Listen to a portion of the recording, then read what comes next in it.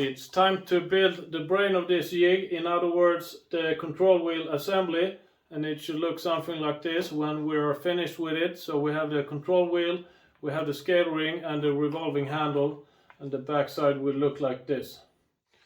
The main components for the control wheel laid out. So I have the piece of plywood that will become actual control wheel, the big wheel. I have a piece of plastic. You could use any material here. I prefer plastic since I know it stays stable over time. That will be used for the scale ring. I have some 6mm plywood that is for the friction ring. Then I have a revolving handle and a locking knob for the scale ring. And then I have the printouts. I have the control wheel in scale 1:1. That will be used as the drill guide for all these small holes. And then I have the scale ring printed 1:1 that will be taped onto this piece of plastic using double-sided adhesive. Here you could either print this on photo paper and tape onto this, or you print on normal paper, tape onto this, and then you cover it with book plastic so it won't wear over time. To be able to route out the friction ring and the recess for it in the control wheel, you will need a circle jig for a router that can make quite small circles. So if you don't have that already, you could copy mine. I will show you how it looks. Simple circle jigs. You connect your guide bar to a rotation center, or you attach this to a plate with a rotation center, and then you route around that rotation center. And this means that you could only route circle as small as the distance from the routing bit to your outside of the base. So in this case, I maybe could have a rotation center here, and that would give me a smaller circle of 120mm. So to be able to make smaller circles, you need to bring the rotation point in under the base of the router. There are many ways how to build a jig where you can bring the rotation point in under the base of the router. Here is my version of such a jig. So I have different rotation points. You see the threaded inserts here. I then have a pin that I thread into one of those threaded inserts from the back side, and then the router travels on its ordinary guide bars for the side fence. So the router can move from this point to this point, and I can have different center of rotation. So in short words, with this rotation point here, I can route circles with this radius to this radius. In this hole here, I can route with this radius to this radius, and so on. So this jig can handle circles from about 30mm in diameter up to 1 meter. The way of setting up this jig for a cut is the following. I start by taking the guide bars from the router's parallel fence. I insert them in this hole. Then I tighten them in position. And then I decide which rotation center I will use. And I take this pin here, which is a cut-off screw, so it has threads in one side. I insert that in the correct center hole for the diameter I will be routing, and I tighten that, and as long as I route clockwise, this will self-tighten so it won't come loose. Then I slide the router onto the guide bars, and as you can see here, the innermost rotation center can travel in under the router's base, and that's how I can make really small circles with this jig. Anyway, either I aim for my layout lines here, or I flip it around and measure the distance from the router bit to the rotation center. And when I'm satisfied with the position, I lock it on the guide bars and I'm ready to go. So this jig doesn't require any screws between the jig and the router, and it's very quick to set up. That was a small detour on my circle jig. If you don't have one already that can make small circles, I recommend you build one. This is like a 1-hour jig build, and it will be useful also for other tasks. But let's start build the control wheel now. I start by rough cutting out the printed control wheel, and I leave about centimeter gap outside the shape. If you can't print A3, you could print 2 A4s and then tape them together. I also cut some internal openings for the tape to reach. If you have spray adhesive, you can use that to attach the template to your workpiece. I don't have that, so I use ordinary tape instead. So I tape the internal cutouts here to keep it in place, and then I tape the outer contour as well. Two things you should pay attention to when you do this. Number one is that your circle should fit within the square. That's maybe pretty obvious. Number 2 is that you shouldn't cover these small holes with tape. I have increased the size slightly of this workpiece in your cut list because I didn't have that much left to tape on here on the sides. Then I take the workpiece to my drill press table and I line the center with the center on my template, and then I clamp my workpiece in position using 2 clamps. If you don't have clamping options, you can screw your workpiece to a bigger sheet and then clamp that sheet to your drill press or whatever. At least it's not allowed to move between this operation. Also make sure that you have enough height here to insert the different bits, so you don't need to move the drill head up or down or left or right, or need to move the table. So I will be making 3 drillings. Number 1 is 32 mm, and that cut is only to guide the flange coupling. Then I will make a 10 mm hole, and that is for press fitting the bolt head on this M6 bolt. And the final hole will be the same size as your rotation center in your router jig to make circles. So in my case that's 6 mm, but you should use the same diameter here as you use on your circle jig. Setting the depth for the 10 mm hole could be a bit tricky. It should be 4 mm deep from the 32 mm surface. So what I do is that I bring the drill bit down until it touches the 32 mm hole. I loosen my depth setting here on my drill press and I insert a 4 mm drill bit, and then I know that I will be drilling 4 mm deep.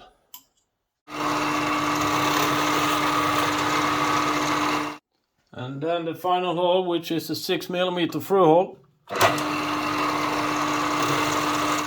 That's the 3 holes here with exactly the same center. Leave the template in place because it will be needed for drilling all the 80 holes out here. Here I drill a hole in a piece of scrap, and that hole should be the same as your through hole here. And then I put a pin through these holes. I then slide this package until the 2 mm drill bit lines up with the holes in the template. It's not super critical, but do your best to line it up. And in this position I put in 2 clamps to hold my piece of scrap in place. So the complete setup for drilling the 80 holes. My workpiece is guided towards the scrap piece using this center rod, so it can't move, it can only rotate. My scrap piece is clamped to my drill press table, so that won't move. So the only thing here that can move is my control wheel. I take a nice comfy chair and position myself so I can use the straight lines on the template as a guide, as a visual guide, and then I start the drilling.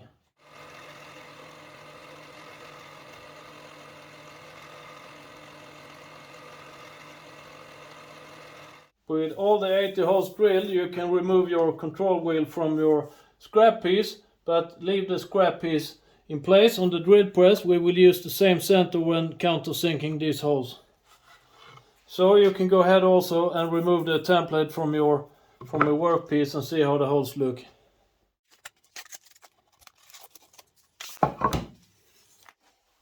I then put my control wheel back on the drill press table using the same pin as before. And now I will countersink all the holes from both front side and back side of the control wheel.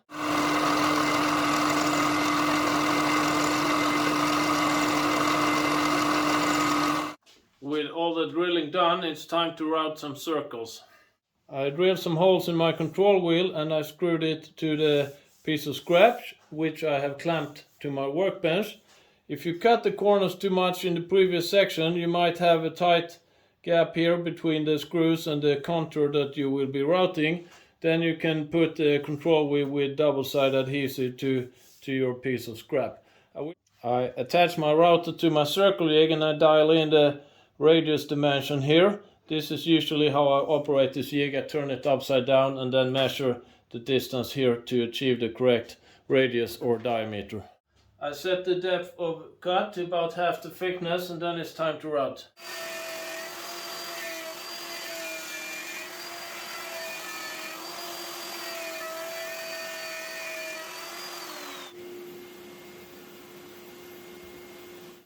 Then I flip the piece over and route the recess for the friction ring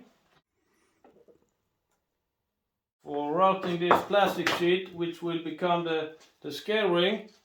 It is so thin that my circle rig would collide with the clamps if I have them as before. So I drilled some holes in my scrap piece and I can attach it to my bench without protruding at all. For this part I will route through the entire thickness with my circle rig, so I need to make sure that both the center part and the outer part stays attached to the scrap piece when I go through the entire thickness. So I attach some double-sided adhesive here, and that will handle the center part so it won't move, and the outer part is screwed down to my scrap piece so that won't move.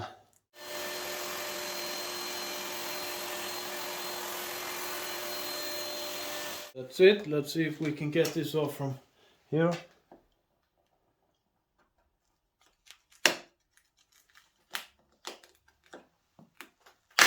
Oops!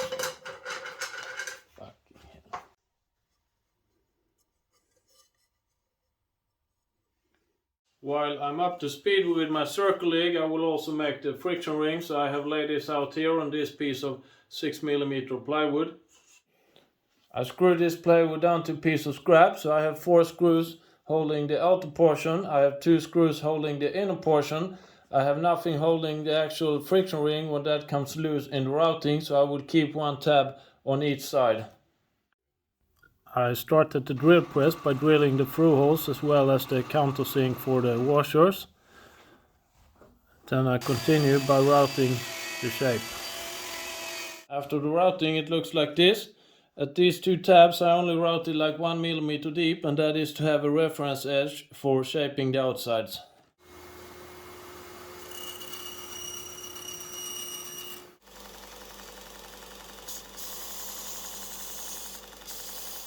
Then I put a dot of CA glue and put the washers in space.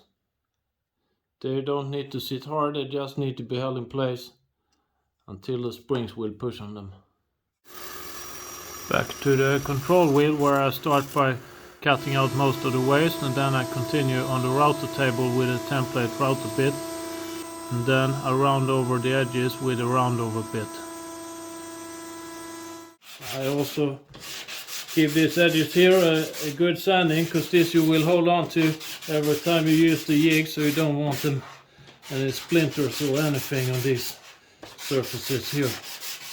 Looking at my control wheel, I can see that I have some tear out between the round I just routed and the holes. That is because the holes are quite close to the outer edge. That's not a problem in itself, but it maybe doesn't look that good if you have these small chip outs. So in the plans I will increase the outer diameter of the control wheel slightly, so you will have more distance from the holes to the outer surface. The reason for this small mishap is that on my jig I have laminated plywood, and there the holes can be really close to the outer surface without any chip out problems. And then, making this build video, I kept the same outer diameter and hole positions as in my jig, but I skipped the laminate. The reason for that is that I think it could be quite hard for some of you to source laminate in this small quantity, so I wanted to show an option not using laminate. But after some sanding, I think also my wheel looks quite decent in terms of chip out between the holes and the outer surface. And as I mentioned before, I will increase the outer diameter in the plans, so you shouldn't have any risk of chip out. Anyway, let's continue with the rest of the features. And the first thing to do here is to lay out the holes for the flange coupling. Then it's time to put the scale lines on the control wheel, and here I start by laying out my scale ring, because I don't need lines under the scale ring, they just need to be out here on the outside of the scale ring, so I will stop my lines just within this line here that I just laid out. Now it's time to make the lines going from the holes towards the center point. And the way I do this is that I put the ruler from one hole on one side to one hole on another side, and that ruler should pass the center point. Then I know that these lines will be pointing towards the center. If you think that this is difficult to know which holes to connect, if I move this one hole on the right side, you will see that the ruler entirely covers the center hole, so then you know you're off. So it is quite easy to know which two holes to connect. I use a ballpoint pen for making the lines. The control wheel we get to finish after this, I will use Pollux oil. In Sweden we say hard wax oil, and I have checked before that this doesn't smear out the pen lines that I just made, but you have to check this before you choose a pen. And then make some practice lines, because the line will deviate slightly from where you place the ruler. I have also practiced this. And then you make lines from the holes and passing the inner circle slightly. Just keep on connecting the holes until there are no more holes to connect. I press quite hard here because I really want the ink to penetrate the wood and go down into it. If you're curious how I made this with a laminate, I made it pretty much the same way, but instead of making pen lines, I made scalpel cuts. And then I painted black color on top of these cuts, and then I removed the overflow. We're using spirits, so then there was only black ink left in the scalpel cuts. If you're wondering why I will put the finish on this but not the rest of the jig, well, this is a part where the user will have one hand constantly, and it will quickly become very dirty, I think. And I'm also afraid that unfinished, the lines I'm doing now will be smeared out over time. Then I take a very fine sandpaper to remove some ink smeared out and my inner reference circle. This shouldn't affect the lines since I pressed very hard before, so they are down into the wood. So this is just making the top surface a bit prettier. I will finish the backside as well, since I think it looks better that way, but I will not finish the friction ring recess or this center point. Then at least there is one smart guy asking the right questions all the time. Won't this finish affect the 2mm holes? Yes, it will, but they will get the final drill through later on to make sure that the colored pins have a nice and snug fit in every hole. Right now I think they're all on the tight side, so they need to be drilled. I finished both front and back and the outer sides.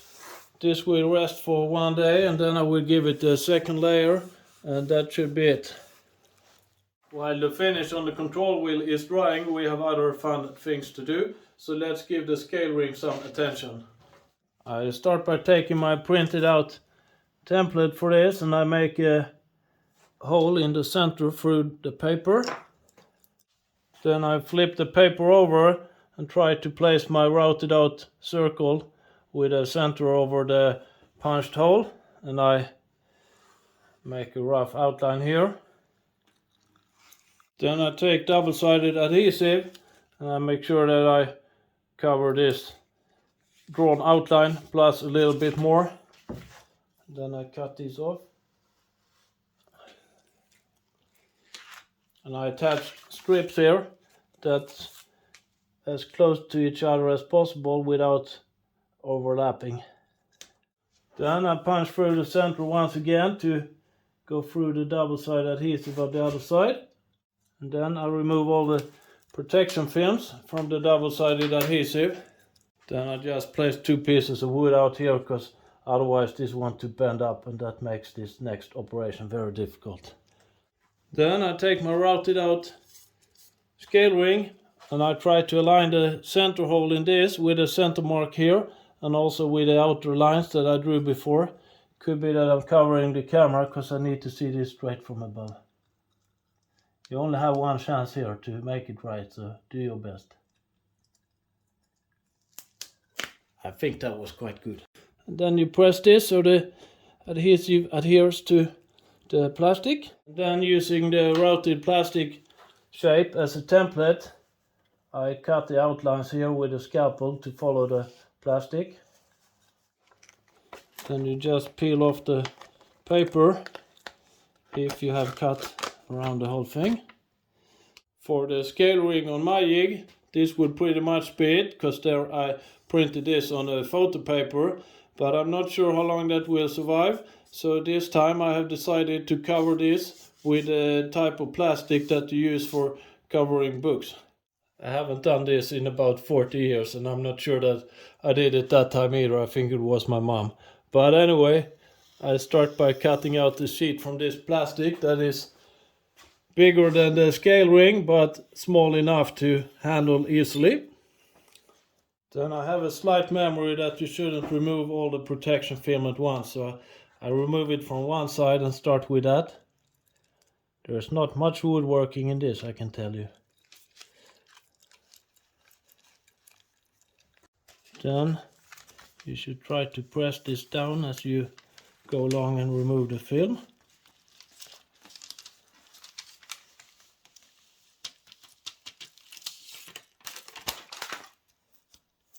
I must say that I'm quite impressed by myself. This looks really good. So I give it a few pushes everywhere and make sure I don't have any air bubbles, but it went on really well. And then I turn this around and I cut the excess material outside the scale ring. Same procedure as last time. That's it. I'm not sure how well this will survive, but I think it will survive better than photo paper. So we would try this time. Here I also go over the edge with a fine sandpaper to make sure that the book film is not protruding outside the plastic, because then it would easily get caught and start to rip and so on. So I make like a chamfer here over the edge. And I drilled a hole here once again. There was already a hole, so I used the same hole just to drill through the front paper and plastic, and that makes the scale ring complete. When my 2 layers of finish has dried on the control wheel, I put my scale ring on top of it, and it's time to lay out the position for the revolving handle, which should fit in this area here. I want to have some visible line inside this, and outside of it the colored pins should fit. So I just eyeball this one, somewhere here will be good, and then I make a mark for the colored pins, which we haven't done yet. I think the easiest way to source 2mm pins in these quantities is maybe to buy drill bits and then just cut them off. These small drill bits are very cheap. So now we go ahead and re-drill all the holes so they perfectly fit a 2mm drill bit. So I will have one as a tri-gauge and I will have one in the screwdriver. At the moment I think all holes are on the tight side, so they need some re-drilling. I will start at my mark for the revolving handle and then go a full turn. You will get a feel for this quite quickly, how much you need to re-drill the holes. It should be a sliding fit, not too loose and not too tight. These I would say are perfect. As long as you stick to straight up and down motion and don't try to angle the drill too much, the risk of oversizing the holes should be quite small. And if you do, I think you can save it with a drip of glue in that hole and then re-drill it again. For the actual pins, you need 4 of these, and you should have 4 colors that corresponds to 4 pen colors. I think it's good if you use green, red, blue, black, since that's what I use in the instruction film, so you will have easier time to follow this. I used hot melt glue sticks for my tops. They make a really nice press fit against the pins so they don't fall out. And for the pin material, as I mentioned, you could use cut off drill bits, or you can use as in this case a 2mm rod that I cut to length. For the tops you could also use this kind of pearls, plastic pearls, and drill a hole in those and epoxy glue the pins in place. I continue by drilling the hole for the threaded insert that goes to the revolving handle. And here I use an Allen key that is cut off that I put in my drill press, and that is to easier get the straight insertion of the threaded insert.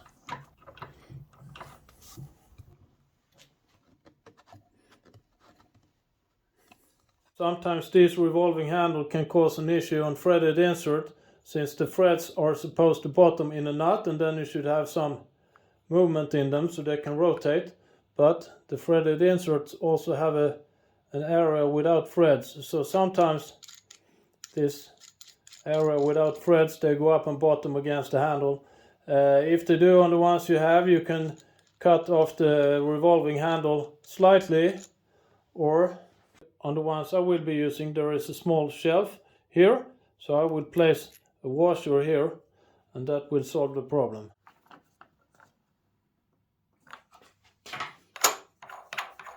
It's time for the final operation on this control wheel, and that is to press this M6 bolt into this 10mm hole on the back side.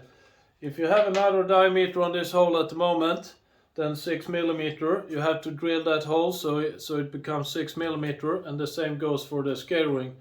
If you have a bigger hole already, well, then you need to have another bolt diameter and adjust the hole on the back side so it suits your bolt. It's good if you have a partially threaded bolt, because then the scale ring will rotate on the non-threaded part rather than the threads.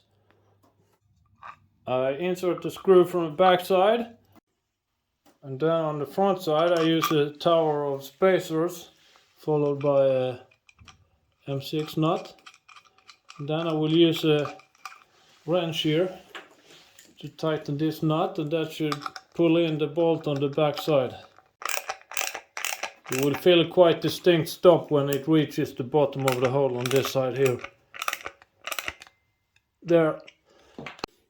This bolt won't go anywhere now. This surface will be covered by the flange coupling, so it can't be pushed inwards, and it's prevented from rotation by the press fit we just did.